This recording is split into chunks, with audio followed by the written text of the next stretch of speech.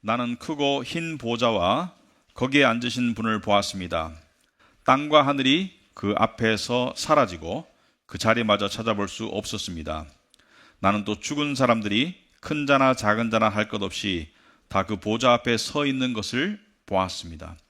그리고 책들을 펴놓고 또 다른 책 하나를 펴 놓았는데 그것은 생명의 책이었습니다. 죽은 사람들은 그 책에 기록되어 있는 대로 자기들의 행위대로 심판을 받았습니다. 아멘. 앉으시기 바랍니다. 우리 기도하도록 하겠습니다. 할렐루야. 하나님 아버지, 저희들을 예배로 불러주셨습니다. 우리는 우리의 불안한 삶과 분주한 마음을 제어하려고 많이 노력하지만 스스로의 힘으로 제어되지 않을 때가 많음을 고백합니다.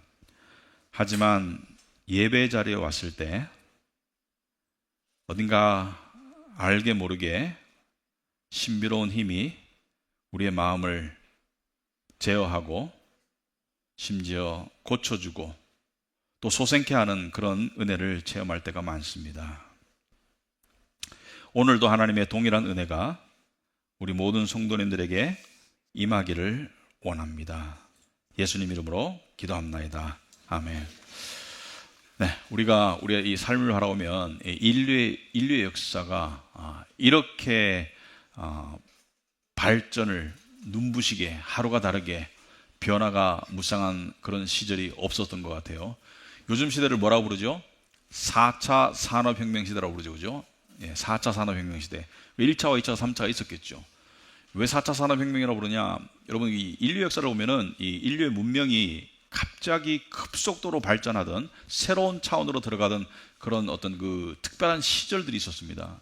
그 시절에 많은 사회적, 경제적 변화가 일어나고 또 변동성이 심해지고 그래서 사람들이 한편으로는 희망에 들뜨지만 한편으로는 어리둥절하고 쓰러질 것 같은 그런 어떤 피곤함을 느끼기도 하고 그런 게 산업혁명 시대인데 이 역사를 거슬러 오면은 1차가 언제였냐면은 18세기 후반이었죠. 그죠? 증기기관의 발명. 여러분 그 책에서 배우셨죠? 2차가 언제였냐면은 20세기 초였습니다. 이 전기 에너지 같은 것을 통한 대량 생산. 공장들이 막 들어서고 그런 시기가 2차 산업혁명이었다. 3차는 언제였냐면 여기 계신 분들 중에 3차 산업혁명을 겪으신 분들이 있어요. 언제였냐면은 20세기 후반에 이 컴퓨터 그 다음에 그런 것을 통한 어떤 그 정보화 이런 것들이 이 3차 산업혁명, 인터넷 대표적으로 그래서 닷컴 버블이 일던 그때가 3차 산업혁명이었는데 이 4차는 뭐예요? 4차는 1차, 2차, 3차보다 어떻게 보면 더 빨라요. 더 놀랍고 문명이라는 관점에서 봤을 때 뭐 AI 또는 로봇, 자율주행, 우주개발 이런 걸 통한 게 이게 4차 산업혁명이라고 하는데 이 여러분들이 지금 4차 산업혁명에 어디쯤 와 있는지는 모르겠어요. 그러니까 이 역사가 흐르고 난 다음에 역사가 지속된다면 나중에 이 시대를 바라보고 후손들이 이것을 어떻게 정리할지 모르겠는데 지금 우리가 4차 산업혁명에 어디쯤 와 있을까? 만약에 서울에서 기차가 출발해서 부산쯤 가면 우리는 어디쯤 와 있을까? 많은 학자들이 영등포쯤 와 있다. 시작이래요. 엄청난 변화에 우리가 시작점에 들어서 있는데 어리둥절하죠. 특히 2030 세대들 이 세상이 너무 변해서 여러분들이 그 사회에 어떻게 진입할 수 있을까 굉장히 어리둥절하고 굉장히 혼란스럽고 그리고 굉장히 힘들어합니다. 그런데 이러한 이 문명의 발달은 사회에 여러 가지 편리성을 향상시키지만 사회적으로는 항상 힘든 시절이었다고 그래요. 힘든 시절이었다. 소수의 이 웃는 자들이 있었음에도 불구하고 예를 들어서 이 증기기관의 발명 또는 어떤 그 대량 생산 때 얼마나 많은 공장 노동자들이 신음했는지 모릅니다. 아이들을 노동으로 내몰고 그럴 때가 산업혁명 시절이었어요. 근데 지금도 어떻게 보면은 굉장히 문명이 발달하고 있죠. AI의 활용, 생성형 AI 뭐 이런 거 놀랍지 않아요? 그런데 한편으로는 엄청나게 변화가 심하고 어리둥절하고 그리고 또 심지어 사람들이 직업을 잃게 되고 그전에는 장래성이 있던 그런 전공들이 지금은 졸업하고 나니까 별 볼 일 없게 되고, 그래서 굉장히 자괴감에 빠지는 사람도 많고, 근데 역사 속에 보면은 1차, 2차, 지금 4차 비슷한 사회 현상이 일어나고 있는 거예요. 여러분들이 역사를 공부해 보면 이런 현상들이 일어날 것이다. 이게 잠잠해질 때까지 이런 상황이 계속 지속되고 이것이 언제 끝날지 몰라요. 그런데 영적으로 봐도 사실 문명의 발달과 영적인 현상은 연결되어 있습니다. 무슨 말이냐? 여러분들이 예를 들어서 2000년, 3000년 아니면 500년 전에 이 역사를 보면 그 당시의 사람들에게 예를 들어서 설문조사를 했다고 칩시다. 당신은 신이 존재한다고 믿는가라고 물었을 때 아마 99%가 그렇다고 대답했을 겁니다. 그 1%는 왕따 당했을 거예요. 그러니까 문제는 어느 신을 믿느냐이지 신이 없다고 생각하는 사람들은 없었을 겁니다. 그런데 문명이 발달할수록, 가속화할수록 그때 특별히 무신론자가 늘어나요. 굉장히 재밌는 현상인데요. 지금 우리가 같은 시대에도 지역에 따라서 문명의 발달 정도에 따라 가지고 유신론자와 무신론자의 비율이 비례합니다. 유럽 같은 경우 문명이 많이 발달했죠. 무신론자가 월등히 많아요. 아프리카는 문명이 좀 덜 발달했죠. 유신론자가 월등히 많습니다. 그래서 문명의 발달과 신에 대한 인식은 반비례하는 경향이 있다. 그런데 이것이 사회적 현상으로만 끝나는 것이 아니라 교회 안에도 이러한 문화가 침투하고 있고 영향력이 들어오고 있어요. 그래서 오늘날 대한민국을 기준으로 무신론자가 점점 많아지고 있습니다. 물론 신이라는, 하나님이라는 객관적인 존재가 인간의 인식에 따라서 좌우되는 것은 전혀 아니에요. 하지만 인간의 인식이 그렇다는 거예요. 자, 그런데 우리를 좀, 이 문명의 발달은 인간이 인간을 대단하게 여기도록 만듭니다. 와, 우리가 이런 걸 한다고?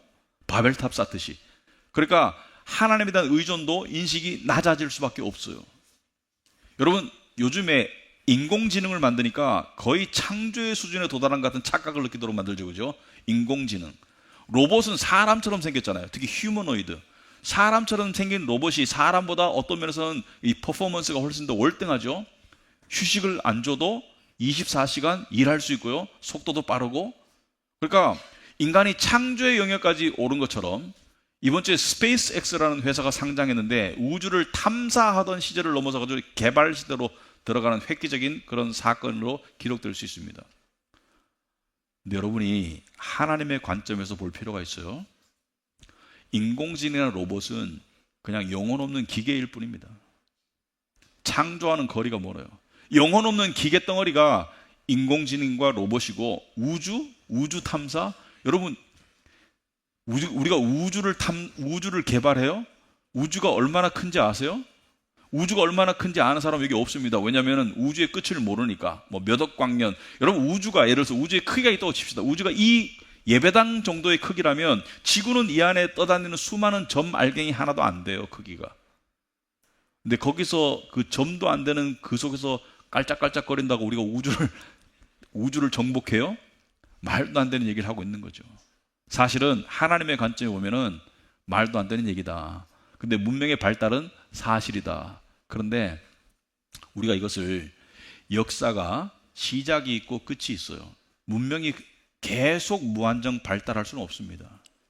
하나님께서 성경 말씀을 통해서 창조의 시작을 알려주셨고요. 그리고 이 지금 눈에 보이는 세상, 그러니까 원래 세상은, 창조 이전의 세상은 영계밖에 없었습니다.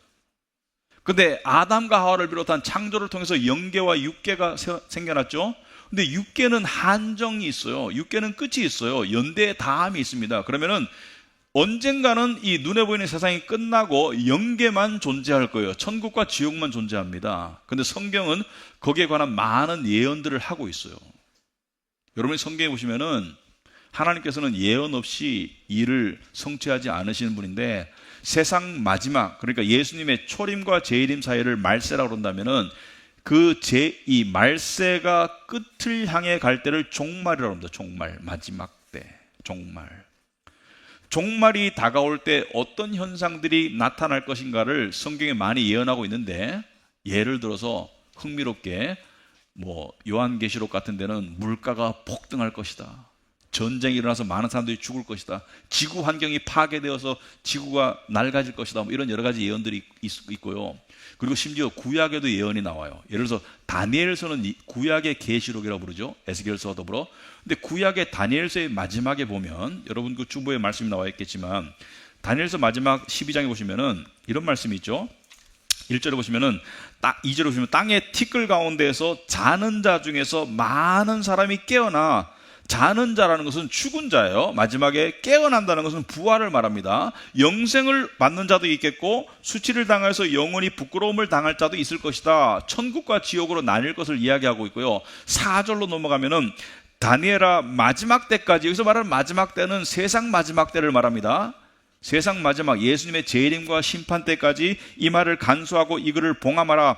그 다음에 마지막 때의 특징을 이렇게 하고 있어요. 많은 사람이 빨리 왕래하며 지식이 더하리라. 여러분, 인류 역사를 보면 지식의 증가라는 것이 고대 사회에서는 없었어요. 맨날 똑같은 말 타고 다니고 똑같은 밥 갈고 하는데 무슨 지식의 증가가 그렇게 빠르겠어요? 근데 오늘날은 지식의 증가 속도가 엄청나죠. 지식이 더할 것이고, 그 다음에 많은 사람들이 빨리 왔다 갔다 한다. 자, 이것을 두 가지로 해석할 수 있습니다. 첫째는 교통이 빨라질 것이다. 여러분, 우리는 이거 이해해요.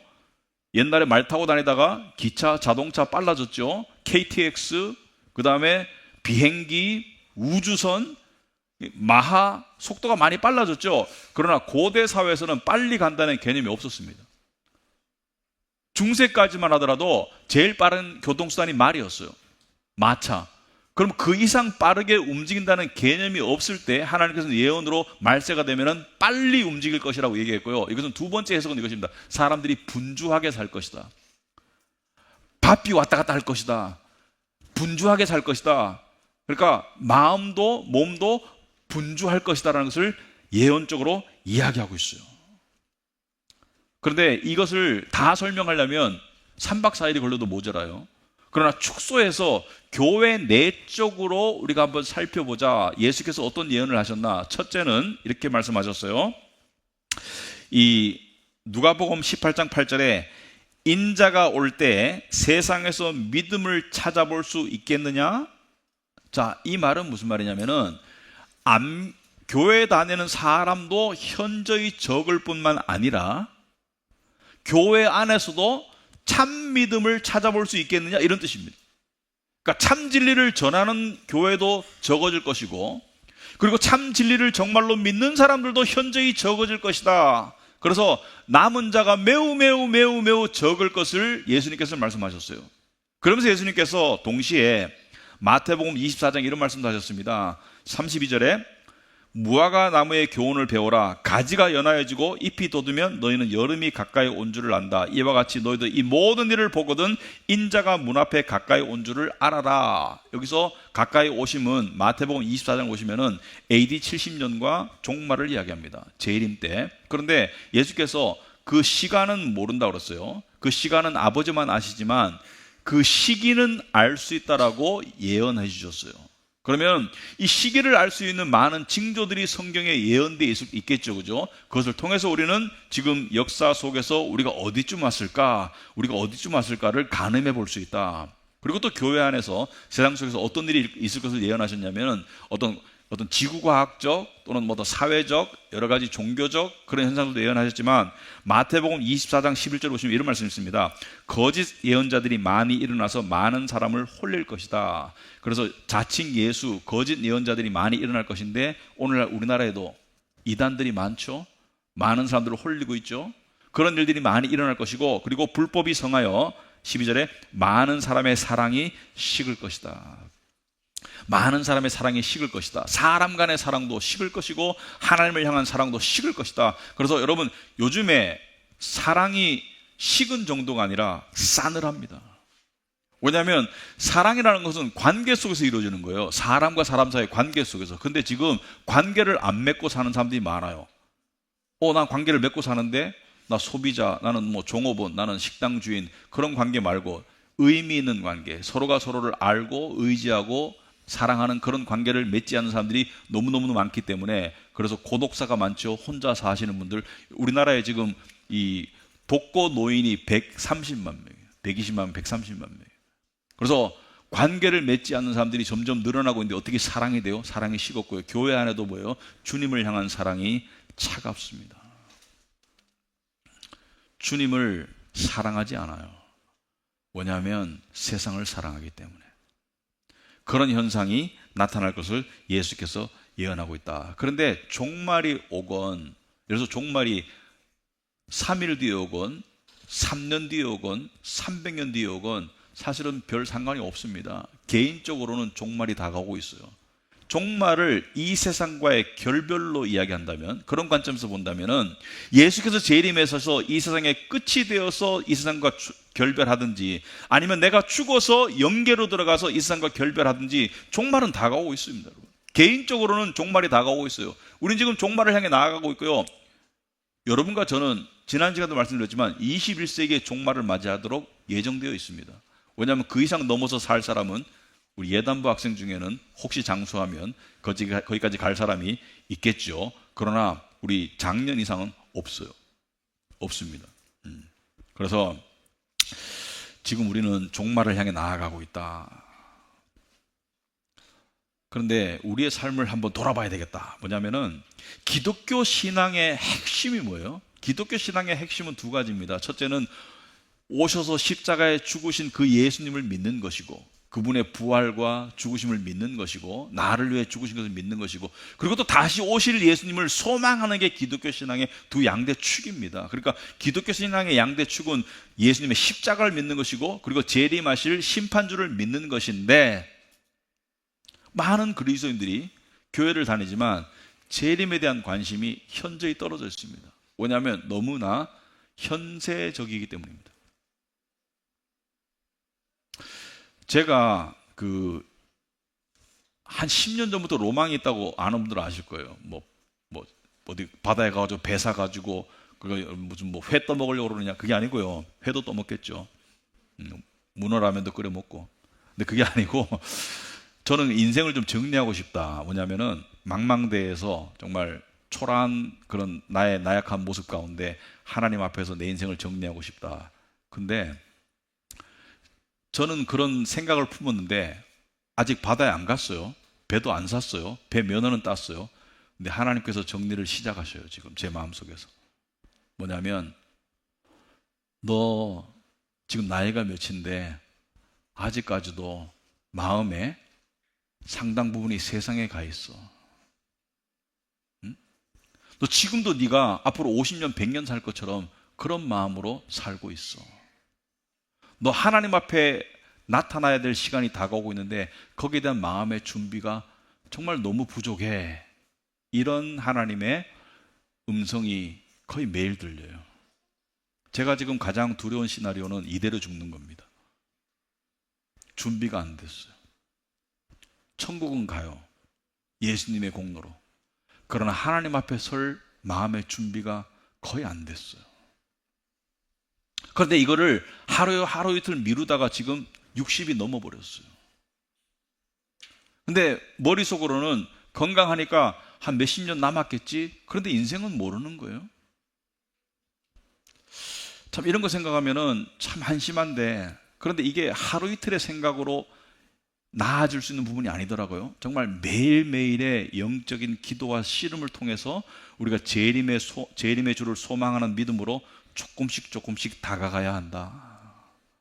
그렇게 나가지 않으면 우리는 영적으로 파멸하게 되어 있습니다.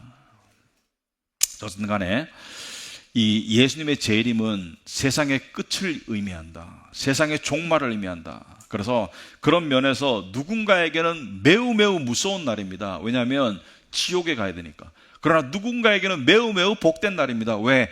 구원이 완성되는 날이니까. 그러니까 예수님의 재림은 양날의 검이에요. 한편으로는 엄청나게 무서운 날이고 한편으로는 엄청나게 좋은 날이에요. 여러분이 예수님을 믿는 사람이라면 이 날을 기다려야 할 수만 가지 이유가 있습니다. 왜? 엄청나게 좋은 날이기 때문에. 그래서 성경에는 예수님의 재림과 심판에 관한 수많은 구절들이 있습니다.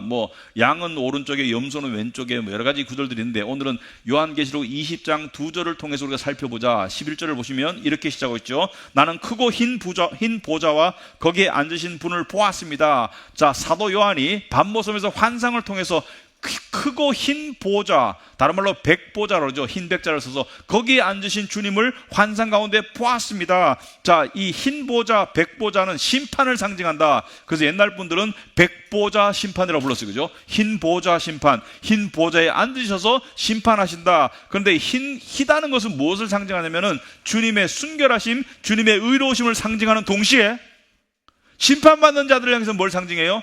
한치의 오차와 봐주는 게 없습니다. 그 심판은 완전하고 엄중하고 공정한 심판이 될 것이다. 모든 죄에 대한 대가를 다 물을 것이다. 그래서 이 희다는 것이 우리에게는 좋지만 믿지 않는 자들에게는 너무나 무서운 흰 보좌입니다. 그래서 계시록에 다른 데 오면은 바위야 산아 나에게 엎어져라. 내가 저 보좌에 앉으신 어린 양의 얼굴을 보기가 너무 무섭다. 왜냐하면 심판주가 너무 무섭기 때문에. 주님은 어떤 죄도 그냥 지나치지 않아요. 그런데 이 심판주가 앉으셔서 가장 먼저 일어나는 일이 뭐예요? 이것입니다. 땅과 하늘이 그 앞에서 사라지고 그 자리마저 찾아볼 수 없었습니다. 지금 눈에 보이는 이 육계가 완전히 사라져요. 그리고 영계만 남아요. 땅과 하늘이 완전히 사라집니다. 자, 이것은 무엇을 의미하냐면은 이 심판받는 자들이 더 이상, 여러분, 세상에서 우리는 숨어 지내요. 그죠? 우리의 신분에 숨어 있고, 우리의 어떤 재물에 숨어 있고, 여러 가지 공간적으로도 우리의 집에 숨어 있고, 우리는 숨어 지내고 있어요. 그러나 땅과 하늘이 없다는 것은 주님 앞에 다 숨을 곳 없이 벌거벗고 주님 앞에 다 서야 된다는 것을 의미합니다. 그런데 재판에는 항상 세 종류의 존재들이 있죠. 심판자, 검사, 변호사가 있죠. 그죠? 자, 심판자는 주님이에요. 검사는 이따가 보겠지만 책들에 기록된 죄의 기록들이에요. 근데 이 재판에는 변호사가 없습니다. 누구도 변론해주지 않아요.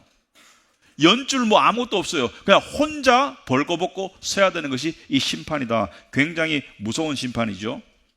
근데 새하늘과 새 땅을 만드시기 위해서 기존의 하늘과 땅이 사라지게 되는 것이 가장 처음의 일이고요. 계시록 21장 1절 오시면은 나는 새하늘과 새 땅을 보았습니다. 이전의 하늘과 이전의 땅이 사라지고 바다도 없어졌습니다. 지금 우리가 눈에 보이는 이 육계는 사라지고 새하늘과 새 땅은 천국을 상징하는데 새하늘과 새 땅에는 누가 들어가요? 새로운 피조물만 들어갑니다. 그리스도 안에서 새로운 피조물만 들어가요. 하나님의 자녀로 거듭난 새로운 백성들만 들어가는 것이 새하늘과 새 땅입니다. 그래서 새로운 피조물만 여기에 들어간다. 그런데 여러분이 성경을 잘 보시면, 여러분 천국 가면 천국 가서 주님을, 하나님을 만나면 가장 먼저 무슨 일이 일어날까? 여러분 그렇지 않아요? 이산가족 상봉할 때 오면은 가장 먼저 어떤 장면이 일어날까? 어떤 일이 일어날까? 여러분, 하나님께서 천국을 설명해 주시겠어요? 나중에 해주시겠죠? 그러나 가장 먼저 일어나는 일이 요한계시록 21장 4절에 이렇게 기록되어 있습니다. 그들의 눈에서 모든 눈물을 닦아 주실 것이니 다시는 죽음이 없고 슬픔도 울부짖음도 고통도 없을 것이다. 이전 것들이 다 사라져 버렸기 때문이다. 여기서 말하는 이전 것들은 지금 우리가 살고 있는 이 땅을 말합니다. 지금 우리가 살고 있는 이 현재 세상이 마지막 때가 되면 이전 것이 되는 거예요. 그러니까 하늘과 땅이, 지금 우리가 살고 있는 이 육계가 이전 것인데, 이 이전 것에서 무슨 일이 있었어요? 슬픔과 고통과 죽음이 있었어요.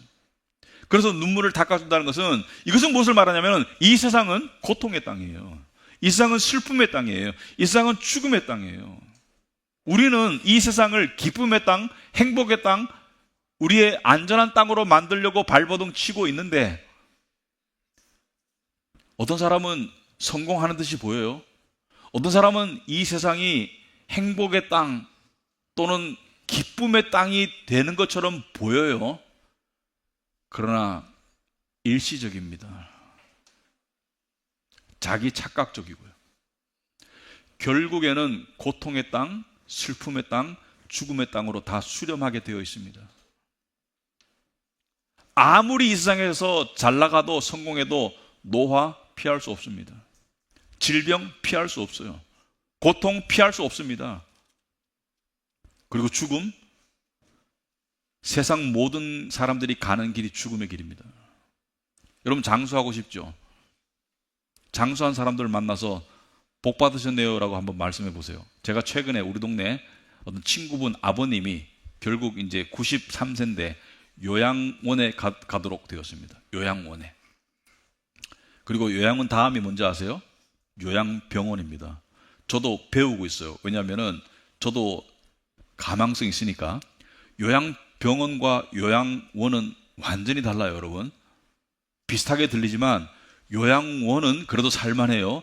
요양병원 가면 그냥 목숨 붙어 있는 그냥 고깃덩어리에 불과해요. 그런 취급을 받다가 가는 것이 요양병원이기 때문에 노인들이 운동하면서 왜 운동하세요? 이렇게 말하면 많은 노인들이 뭐라는 줄 알아요? 요양원 안 가려고. 요양병원 안 가려고 운동해요. 나 요양병원 가기 싫어서 운동해요. 왜? 친구들이 갔는데 가보니까 너무 비참하다는 거죠. 그런데 93세쯤 되면 어떤 일이 발생하냐면 주변에 아는 지인들이 거의 다 죽었어요. 그리고 이분은 동생들도 다 죽었어요.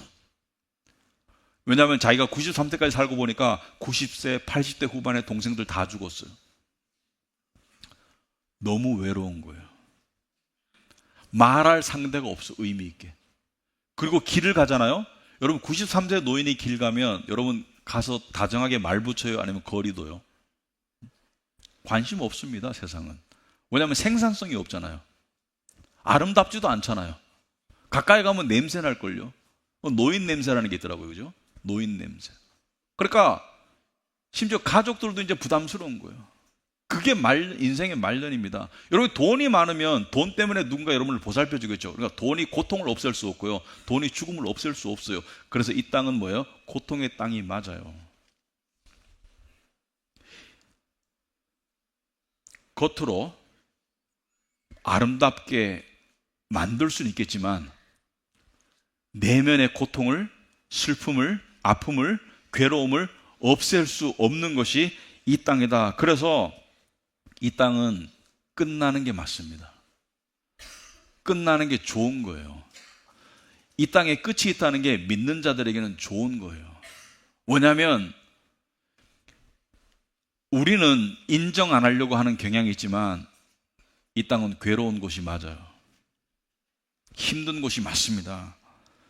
자, 그런데 주님께서는 마지막 종말에 어떤 일이 일어날지를 이야기해 주시는데 심판이 일어난다고 이야기하고 있습니다. 심판이. 오늘 12절이 거기 간 내용이에요. 성경 여러 군데 나오지만 심판이. 나는 또 죽은 사람들이 큰 자나 작은 자나 할 것 없이 다 보좌 앞에 서 있는 것을 보았습니다. 자, 죽은 사람들이 어떻게 보좌 앞에 서요? 죽은 사람들은 설 수가 없잖아요. 섰다는 것은 부활했다는 뜻이에요. 근데 여러분, 믿는 자만 부활하는 게 아닙니다. 믿지 않는 자도 부활해요. 다른 종류의 몸으로, 고통을 느낄 수 있는 몸으로. 그래서 요한복음 5장 29절에 보시면 이런 말이 있죠. 선한 일을 행한 자는 생명의 부활로, 악한 일을 행한 자는 심판의 부활로 나오리라. 선한 일은, 성경에서 선한 일은 하나님을 믿는 것을 선이라고 봅니다. 그래서 선한 일을 행한 자는 생명의 부활로, 믿는 자들은 악한 일은 뭐예요? 하나님 성령을 거부한 죄, 예수를 거부한 것을 악이라고 봅니다. 악한 일을 행한 자는 심판의 부활로 나오리라. 믿는 자나 믿지 않는 자나 다 부활해요. 몸의 종류가 다를 뿐이지 믿는 자는 신령한 몸으로, 믿지 않는 자는 고통을 느낄 수 있는 몸으로 나오는데, 큰 자나 작은 자나 할 것 없이 다 그 보좌 앞에 서 있다는 것은, 큰 자와 작은 자는 이 세상에서는 가진 자, 권력자와 없는 자, 나약한 자 사이에 구별과 차별이 있습니다. 우리나라로 이러면 유전무죄 이런 말이죠, 그죠?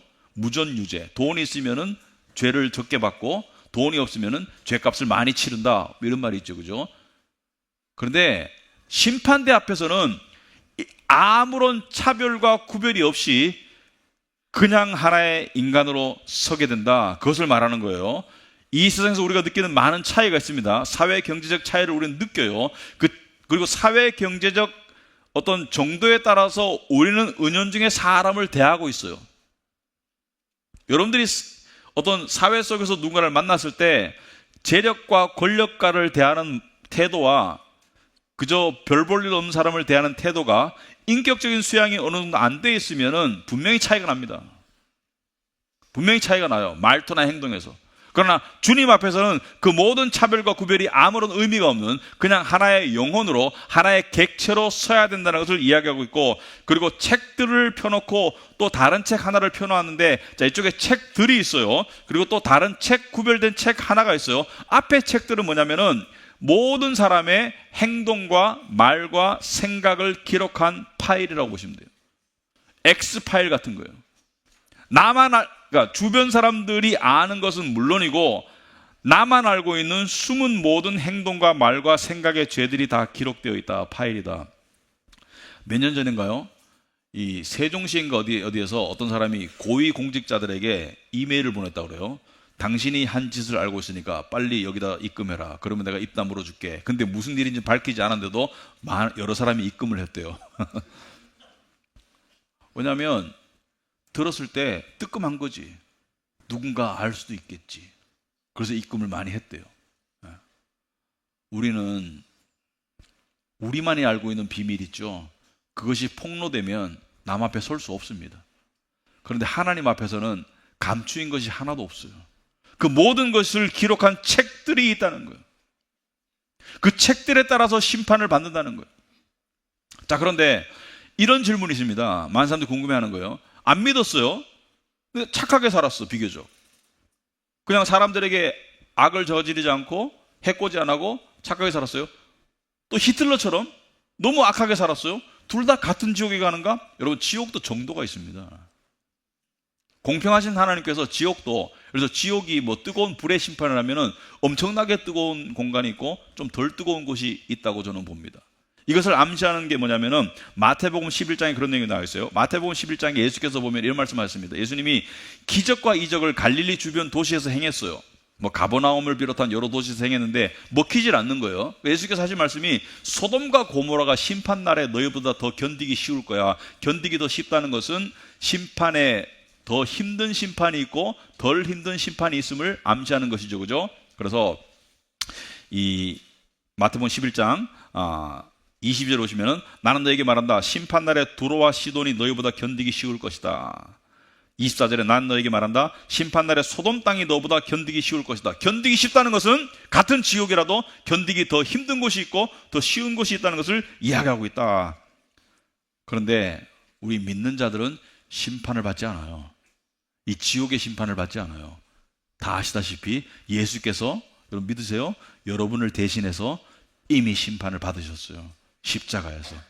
그래서 정말 귀중한 말씀이죠. 요한복음 5장 24절에 내가 진실로 너에게 이르노니 내 말을 듣고 또 나 보내신 이를 믿는 자는 영생을 얻었고 심판에 이르지 아니하나니 사망에서 생명으로 옮겼느니라. 이 얼마나 은혜로운 말씀입니까? 심판에 이르지 아니한다. 믿는 자는, 무엇을 믿는 자는? 예수께서 내 죄를 위해서 대신 십자가에서 죽으셨음을, 그리고 부활하셨음을 믿는 자에게는 심판이 없다고 그래요. 여러분, 이것이 우리가 믿는 복음입니다.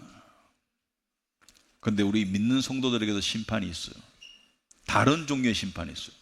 여기 보면 책들이 있고 또 다른 책이 있죠. 이 책은 뭐라고 불려요? 생명책이다. 또 다른 책 하나를 펴놓았는데 12절에 보시면은 그것은 생명의 책이었습니다. 이 생명의 책에 기록된 사람들은 하나님께 속한 자들입니다. 영생을 얻은 새로운 피조물들입니다.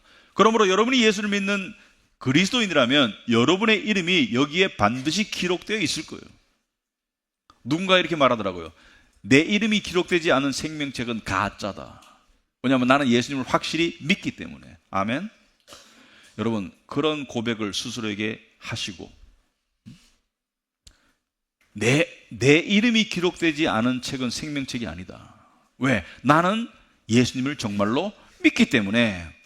자, 그런데 성경에는 공평하신 하나님께서 구원은 인간이 이룰 수 없기 때문에 하나님의 전적이고 무조건적인 은혜로 주어지지만, 구원받은 자가 하나님을 사랑하고 섬기는 동기가 두 가지가 있어요. 첫째는 나를 구원하신 그 은혜에 감사해서 섬기는 것이 첫 번째 동기고, 두 번째 동기는 뭐예요? 상급이 있습니다.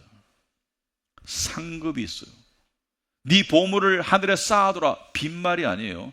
하나님은 공평하신 분이에요. 근데 우리가 이 땅에서 믿음을 가지고 어떻게 살아내다라는 상급이 있음을 마태복음 16장 27절에 이렇게 말하고 있죠. 인자가 자기 아버지의 영광에 쌓여 자기 천사들을 거느리고 올 터인데 재림을 말합니다. 그때 그는 각 사람에게 그 행실대로 갚아줄 것이다. 여기서 갚아준다는 것은 믿는 자들을 향한 언어예요. 갚아준다는 것은 너희의 믿음을 바탕으로 한 행동에 대해서 갚아줄 것이다. 여기에 사도 바울이도 구체적으로 설명하고 있습니다. 계시를 받아서 고린도전서 3장에 설명하고 있어요. 굉장히 중요한 말씀이기 때문에 한번 공부를 해봐야 돼요. 고린도전서 3장 11절에 이 닦아둔 것 외에 능히 다른 터를 닦아둘 자가 없으니 이 터는 곧 그리스도, 예수 그리스도라. 예수 그리스도가 터라는 것은 우리 구원의 바탕이고, 그리고 이 바탕 위에서 우리가 행동을, 공로를 쌓아나갈 수 있다. 만일 누구든지 금이나 은이나 보석이나 나무나 풀이나 짚으로 이 터 위에 세우면, 여기서 6 종류가 나와요. 금, 은, 보석, 나무, 풀, 짚. 근데 앞에 3개는 좋은 거예요. 뒤에 3개는 값어치가 없는 겁니다. 무슨 말이냐? 13절에 각 사람의 공적이 나타날 터인데 그날이 공적을 밝히니, 여기서 말하는 그날이 재림의 심판의 날이에요. 이는 불로 나타내고, 이 불이 심판입니다. 예수님의 심판이 불이에요. 그 불이 각 사람의 공적이 어떠한 것을 시험할 것임이라. 만일 누구든지 그 위에 세운 공적이 그대로 있으면 상을 받고, 자, 이 6개 중에 불을 갖다 댔을 때 없어지지 않을 것이 뭐예요? 금과 은과 보석입니다. 없어지지 않아요. 형태가 변할 수 있지만 금과 은과 보석은 불을 갖다 대도 없어지지 않지만 풀과 나무와 짚은 없어집니다. 불을 갖다 대면 소멸되는 거예요. 앞에 것은 남을 것이고 뒤에 3개는 소멸되는 거예요. 그죠? 근데 그대로 있으면 금과 은과 보석과 같은 그런 행적이, 공로가 있으면 상을 받을 것이고, 누구든지 그 공적이 불타면, 자기는 공적이라고 생각했는데 불타면 해를 받으리니, 그러나 자신은 구원을 받되 구원이 취소되진 않아요. 그러나 풀과 나무와 이 짚은 불을 갖다 대면, 심판을 갖다 대면은 타버려요. 그러면 구원은 받는데 불 가운데서 받는 것 같다. 어떤 구원이에요? 벌거벗은 구원, 벌거벗은 구원. 상급이 없는 구원. 구원은 받았지만 상급이 없어요. 여러분, 우리가 정신을 차려야 되는 이유가 여기 있습니다. 물론 나는 상급이 많을 것 같아. 그 자체가 상급이 없을 수도 있어요. 그럼 우리 한번 좀 신중하게 생각해 봐야 됩니다.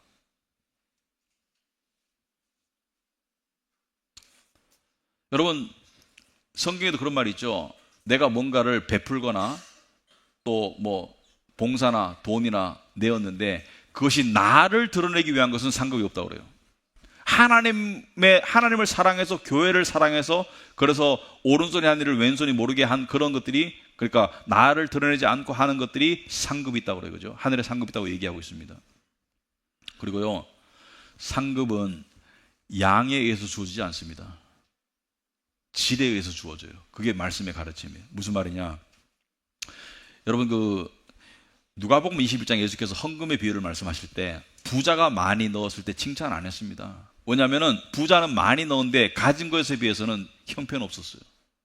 절대적인 액수는 많았지만 가진 것에 비해서는 정성이 안 들어갔어요. 그런데 가난한 과부가 2렙돈이라는 정말 적은 액수를 넣었는데 예수께서 칭찬하셨습니다. 왜? 없는 중에 전부 다 넣었다. 많이 넣었다. 주님은 뭘 봐요? 마음의 중심을 봅니다. 어떤 사람에게는 1,000만 원도 가벼운 거예요. 그럼 어떤 사람에게 10,000원도 정말 손 떨리는 액수일 수 있습니다. 주님은 그것을 보세요. 그리고요, 우리가 생각합니다. 실제 있었던 이야기인데, 움직일 수 없는 사람이 있었어요. 이 목 밑에 신경이 끊겨가지고 떨어져가지고 움직일 수 없는 사람이 있었어요. 이 사지가 다 마비된 사람이 있었는데 믿음이 되게 좋았어요. 그래서 교회 사람이 신방 가가지고 이렇게 얘기합니다. 놀러 가가지고 아이고 자매님 정말 몸이 성했더라면 주님을 열심히 섬겼을 뿐인데, 칭찬을 해주니까 이 자매가 하는 말이, 저는 매일 주님을 섬기고 있어요. 그러니까 이 사람이 깜짝 놀란 거죠. 몸을 움직일 수 없는데 어떻게 섬기냐, 뭐 주방 봉사도 못하고 아무것도 못하는데. 이 사람이 하는 말이, 저는 우리 교회 성도를 위해서 매일매일 기도하고 있습니다. 이것이 섬김인 거죠. 그죠? 그래서 섬김은 나는 이래서 못해가 아니에요. 마음만 있으면 다 할 수 있는 거예요.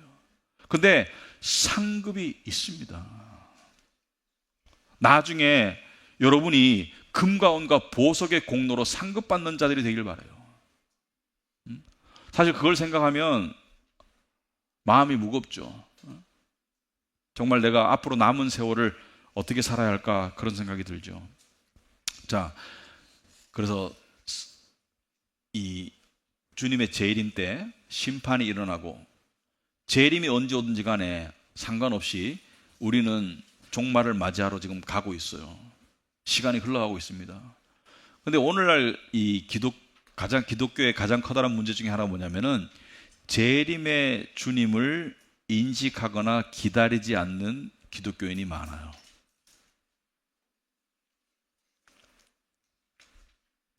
이걸 심각하게 생각해 보면 정말 심각하거든요. 근데 이게 하루아침에 고쳐지지 않습니다. 세상에 점령된 우리의 마음이 주님을 향해서 드려지기 위해서는 엄청난 회개가 필요해요. 근데 회개의 전쟁이라는 거 아세요? 회개의 전쟁. 회개의 전쟁이 뭐냐면, 회개해서 한 발짝 나갔는데 다시 두 발짝 끌어당기는 힘이 있습니다. 그리고 회개하고 또 나가는데 또 뒤로 당기는 힘이 있어요. 여기서 포기하면 말짱 도루묵이에요. 그 자리에 또 갑니다. 어떻게 해야 돼요? 회개하고 회개하고 회개하고 회개하고 회개하고 나가야 돼요. 여러분, 이 재림이 얼마나 중요하면 말이죠. 재림의 소망을 가지면 거의 모든 문제가 해결되더라고요. 여러분들이 재림의 소망을 가지잖아요.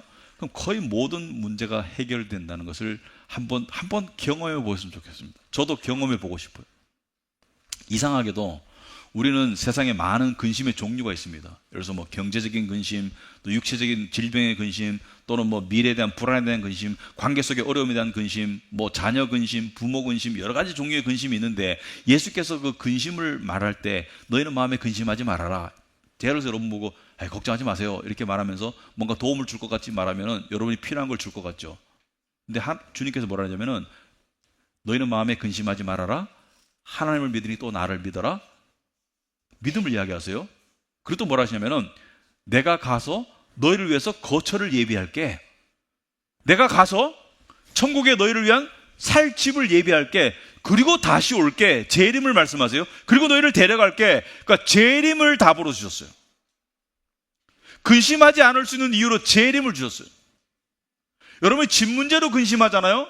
근데 그 근심에서 또는 탐욕으로 괴로워하잖아요. 그 벗어날 수 있는 길이 재림에 대한 소망이라는 걸 아세요? 재림이 답이에요. 재림에 대한 소망이 우리의 근심을 없애준다. 여러분, 자식 키우는 사람들이 예를 들어서 자녀 근심이 있겠죠. 사랑하니까. 근데 어릴 때 키우는 분들 있잖아요. 그죠? 여기 우리 교회 애들이 많아요. 아이고, 이 시기가 빨리 지나서 마음의 짐을 덜었으면, 제가 이야기 하나 해드릴까요? 그때가 제일 쉬운 것 같아요. 실망하지 마시고. 그때가 비교적 쉽습니다. 몸은 괴로워도, 그죠? 빵긋빵긋 웃으니까 한 번씩 스트레스 풀리죠. 그죠? 나중에는 빵긋빵긋도 안 우는 애들이 많아요. 물론 사랑스럽죠. 근데 이 세상의 근심은 종류만 바뀌지 끝나지 않아요. 그래서 여러분이 이런 관점에서 한번 생각해 보기 바랍니다. 저도 이런 관점에서 생각해 봤어요. 여러분이 지금 열심히 달려가는 방향이 혹시 이 방향이면 정말 한번 생각해 보셔야 돼요. 주님의 재림이 없어도 나 혼자 충분히 살아갈 수 있는 방향으로 나아가고 있어요? 이루고 성취해서? 갖추어서? 주님 없이도 나 혼자 거뜬히 살아갈 수 있는 방향으로 혹시 나아가고 있어요? 응? 성공하지 말기를 바랍니다. 그런 방향으로 나아가고 있다면.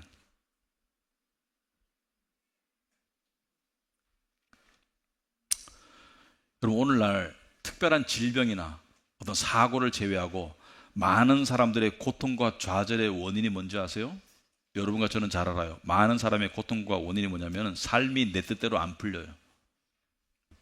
삶이 내가 원하는 만큼 이루어지질 않아요. 성공도 이루어지지 않고, 그리고 많은 후회가 남아요. 그때 이렇게 했을 걸. 그러니까 내가 원하는 만큼 모아지지도 않고 이루어지지도 않고 잘 나가지도 않고, 그래서 세상이 뭐라 그래요? 더 열심히 해. 그죠? 스스로에게 말하죠. 더 열심히 해. 또 뭐라 그래요? 더 좋은 방법을 찾아봐. 네가 더 좋은 방법을 했으면 더 좋았을 텐데 더 좋은 방법을 찾아봐. 더 열심히 해. 이게 세상의 음성입니다. 왜 그런지 아세요? 세상은 성공이 정의입니다. 성공이 힘이고 정의예요. 그러니까 성공을 향해서만 달려가도록 우리를 채찍질하고, 우리도 스스로를 채찍질하고요. 그 방법이 뭐냐면 더 열심히 해. 더 좋은 방법을 찾아봐. 선택을 더 잘했어야지. 근데 주님은 뭐라 그러는지 아십니까? 멈춰.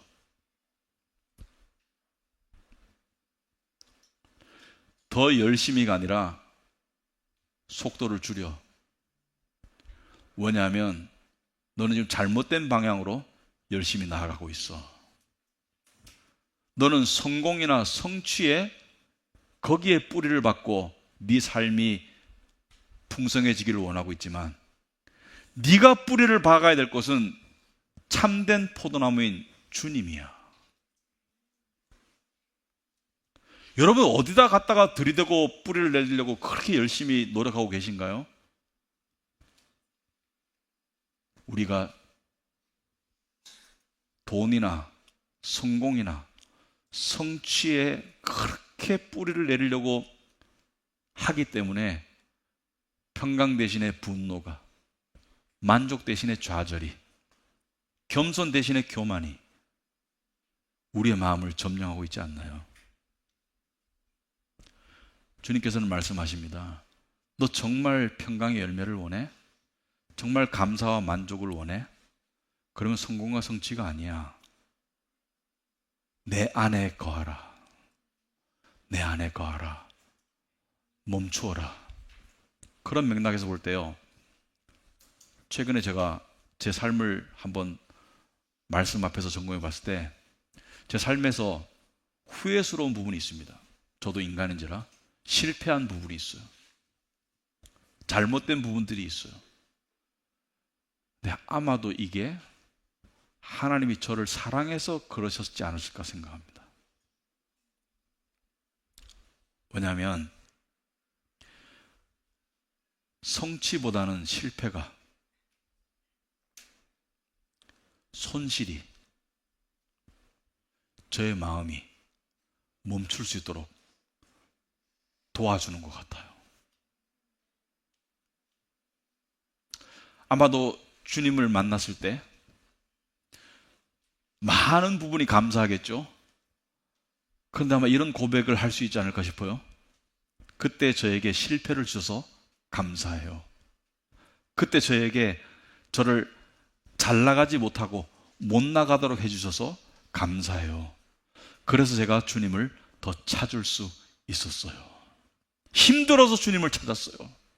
제가 제 원하는 대로 나아갔으면 주님을 더 멀리 하면서도 괜찮다고 생각하는 착각 속에 빠졌다가 상급 없는 구원을 받는 부끄러운 자가 되었을 텐데, 주님께서 저에게 고통을 주셨기 때문에, 좌절을 주셨기 때문에, 실패를 주셨기 때문에, 소위 말해서 상대적으로 못 나가게 하셨기 때문에 제가 그 고통 속에서 주님을 바라보는 마음을 더 가질 수 있었어요. 여러분과 저의 사고방식에 그런 전환이 있기를 바랍니다. 그러기 위해서는 매일매일 주님을 붙잡아야 합니다. 그래서 그런 전환이 확실하게 분명하게 일어날 수 있기를 축원합니다. 기도하겠습니다.